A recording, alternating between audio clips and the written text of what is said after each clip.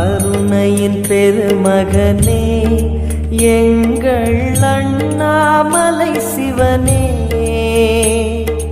ஆடிய பாதத்தில் ஓரிடம் வேண்டும், ஆடிய பாதத்தில் ஓரிடம் வேண்டும். அருள்வாயீஸ்வரனே, அன்பே அருணாச்சல சிவனே.